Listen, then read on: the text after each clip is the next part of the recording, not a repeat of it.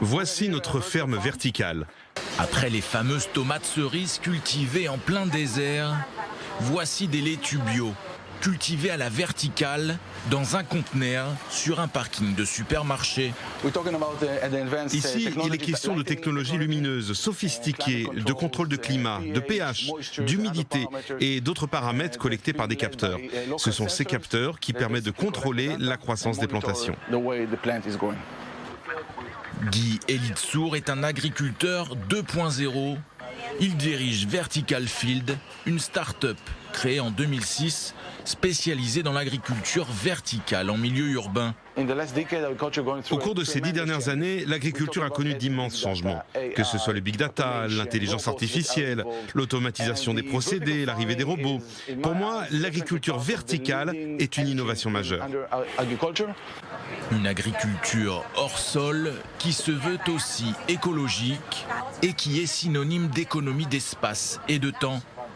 Dans cette ferme verticale, aucun pesticide et aucun produit chimique ne sont utilisés. Chaque bouture reçoit ici la quantité d'eau, de lumière et de nutriments nécessaires à son bon développement. Prenons l'exemple de la laitue. Quand on fait pousser une laitue dans un champ, cela prend entre 60 et 70 jours. Dans une serre, il faut compter entre 30 et 40 jours. Ici, la laitue pousse entre 21 et 22 jours. Un conteneur standard de 40 pieds comme celui-ci, c'est l'équivalent d'une surface de 1,3 km². Faire pousser de la laitue et autres plantes herbacées n'aurait même jamais été aussi simple. Même une personne qui ne s'y connaît pas peut s'en occuper après seulement quelques heures de formation. En règle générale, cette ferme verticale ne nécessite que 30 à 40 minutes de travail par jour. On plante, on récolte, on nettoie et on entretient. C'est un jeu d'enfant.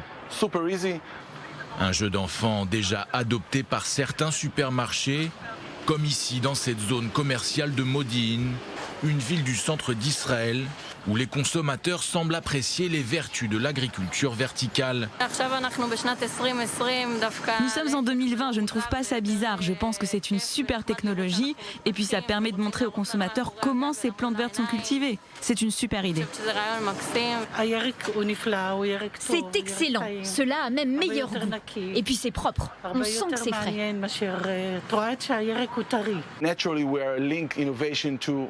Naturellement, l'innovation a un prix, mais au bout du compte, les salades, les herbes et les légumes qu'on trouve ici chez Rami Levy sont vendus au même prix, voire moins cher que les autres produits.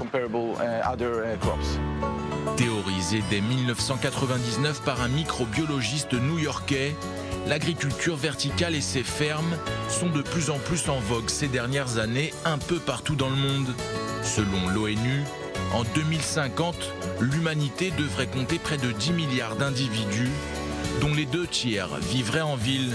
Pour certains spécialistes, l'agriculture verticale pourrait être la solution pour nourrir cette immense population avec une surface minimum et un rendement maximum.